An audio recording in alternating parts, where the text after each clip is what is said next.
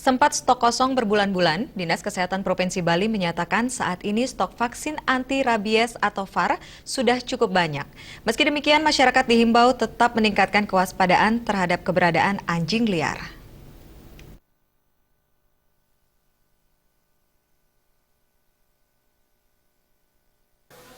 Kepala Dinas Kesehatan Provinsi Bali Ketut Suarjaya memaparkan stok VAR saat ini mencukupi hingga 3 bulan ke depan, di mana stok 16.000 lebih telah disebar ke seluruh wilayah Bali. Pihaknya menyatakan stok ini aman hingga 3 bulan ke depan, apalagi dengan melihat kasus gigitan anjing telah mengalami penurunan yang cukup signifikan dari 125 kasus per hari turun menjadi 80 gigitan per harinya. Kondisi ini tentunya berkat kerjasama semua pihak dalam memerangi kasus rabies di Bali.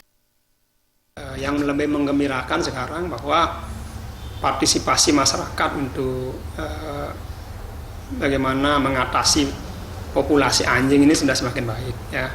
Masyarakat sekarang sudah sadar, sudah mulai memvaksin anjingnya, mengatasi populasi anjing liar. Memang di tempat-tempat tertentu ada anjing liar yang positif rabies, itu sudah dilakukan eliminasi dan masyarakat sudah bekerja sama untuk ini. Sehingga sekarang ini jumlah gigitan anjing itu sudah menurun. Dari dulu 125, sekarang udah 80-an ya, sehari. Tapi kita berharap terus turun ya.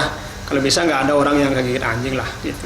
Untuk itu, Ketut Suarjaya terus menghimbau masyarakat untuk bersama-sama memerangi rabies dengan lebih memperhatikan kondisi lingkungan.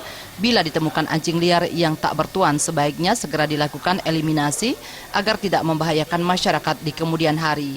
Selain itu, bagi yang memiliki anjing peliharaan agar selalu ingat memberikan vaksinasi agar tidak tertular rabies. Purnama dan Agus Sudiatmike, Bali TV.